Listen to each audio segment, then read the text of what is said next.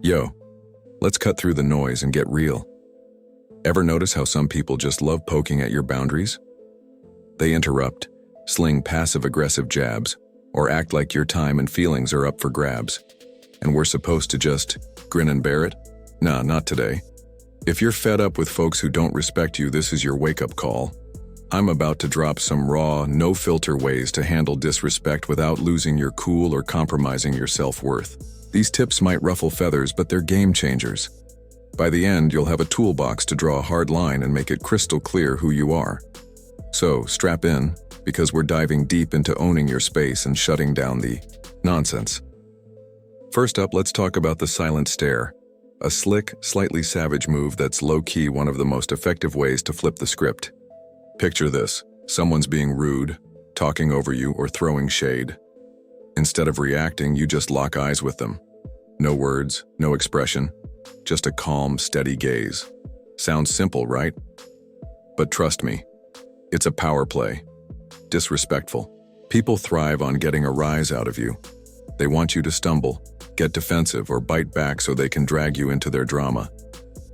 When you hit them with a silent stare, you're pulling the rug out from under them. It's like saying, "I see you, but I'm not playing your game." That silence, it's louder than any comeback. It flips the dynamic, leaving them squirming while you stay in control. I've seen this work wonders. Once, in a meeting, this guy kept cutting me off, acting like his voice was the only one that mattered. Loud, cocky, the kind of person who thinks everyone's there to applaud his every word. I tried being polite, slipping in a comment here and there, but he just steamrolled me. So I switched it up. I leaned back, crossed my arms, and stared right at him. 5 seconds, no blinking, no reaction. The room got quiet. You could feel the tension. Suddenly, everyone's eyes were on him, waiting for his next move. He fumbled, looked away, and couldn't string a sentence together. From that moment, he didn't interrupt me again. Better yet, he started treating me with respect, like he finally got that I wasn't someone he could push around. That's the magic of the silent stare. It's not just a moment, it's a statement, but it's more than a flex. The silent stare is about owning your space. When you hold that gaze, you're reminding yourself and them that you don't owe anyone a reaction. You're not here to dance to their tune or justify your existence. Too often we feel pressured to clap back or shrink when someone's rude. But this move, it's about standing firm, unshaken. It's also a wake-up call for them. People who disrespect often do it on autopilot, never facing pushback. Your stare forces them to confront their own behavior, like holding up a mirror they can't ignore. And let's be real, it feels good. It's a quiet rebellion, a way to say, "I respect myself too much to let you rattle me." Next time someone crosses you, try it. Lock eyes, let the silence do the talking, and watch how fast they backpedal. It's empowering, and it'll leave you feeling like you just won without saying a word. Now let's level up with another underrated weapon: straight-up silence. Not just a stare, but choosing to say nothing at all.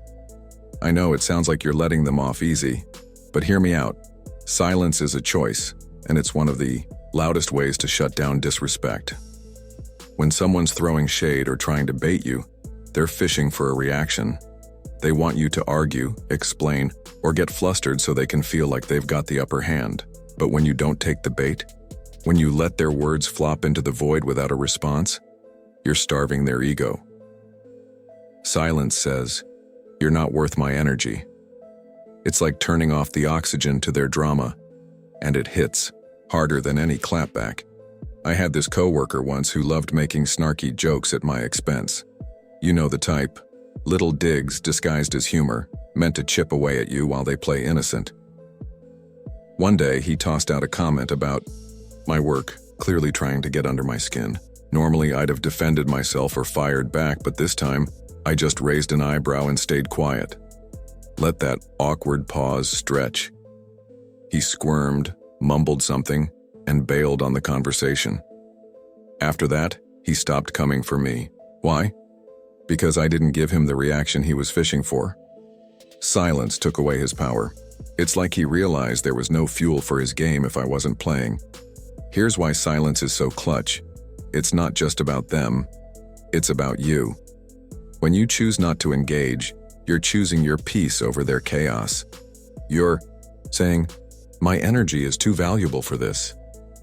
In a world where we're conditioned to respond, to explain, to prove ourselves, staying silent is revolutionary. It's a reminder that you don't owe anyone access to your thoughts or emotions. Plus, it's a filter, keeps the negativity out and your vibe intact. I used to think silence made me look weak, like I was dodging a fight. But the more I practiced it, the more I realized it's the opposite.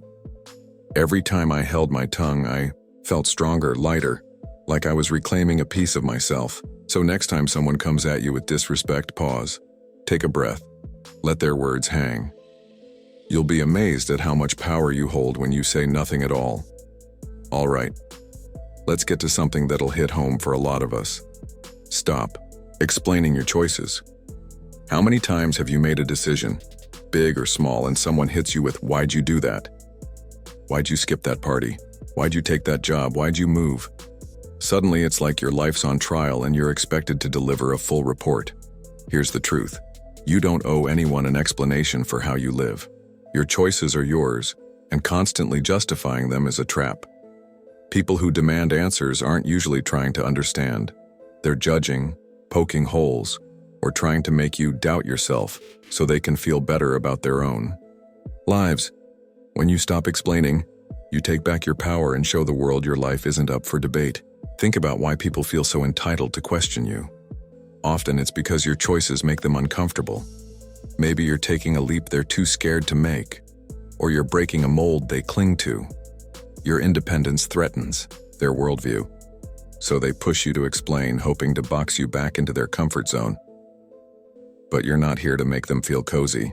I learned this the hard way when I switched careers, leaving a stable gig for something riskier but more fulfilling. People acted like I'd lost my mind.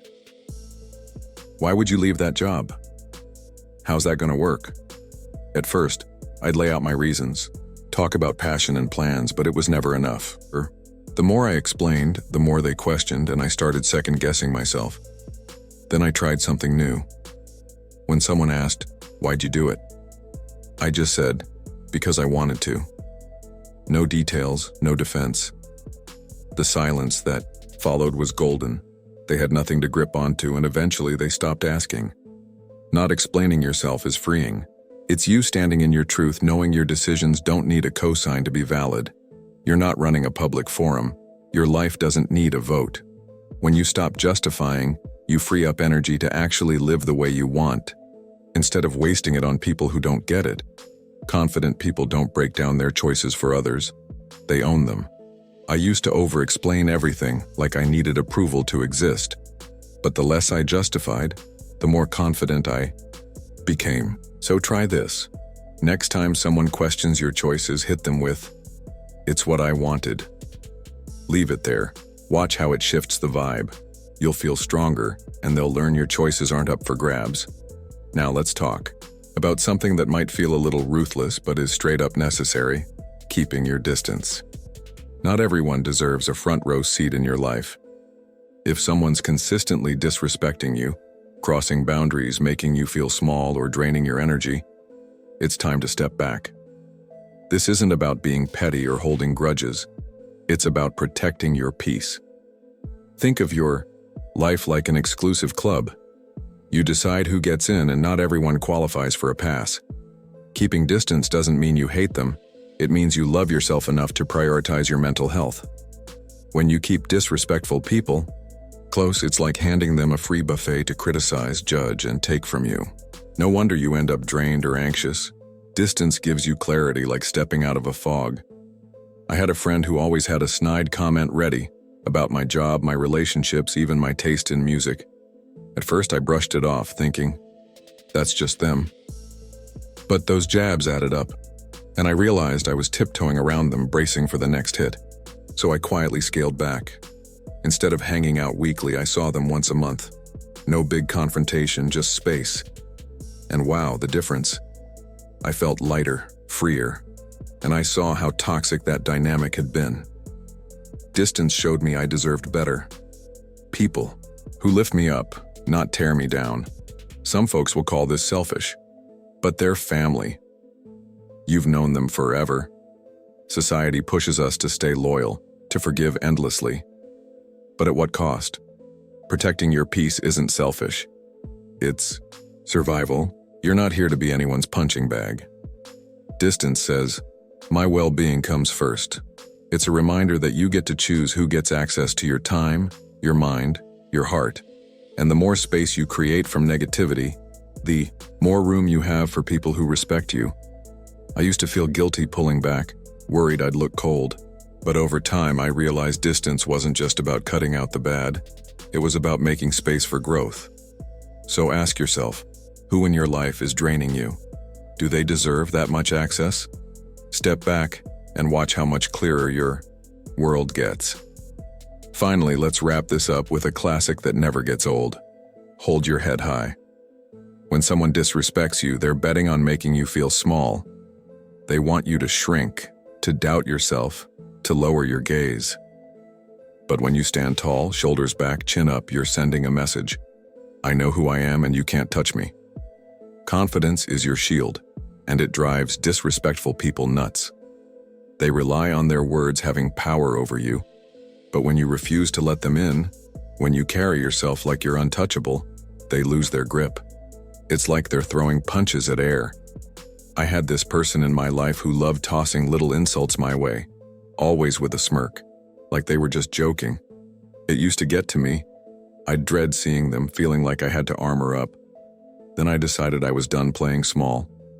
Next time they threw a jab, I stood tall, looked them in the eye and smiled like I didn't even hear it. Kept the conversation moving.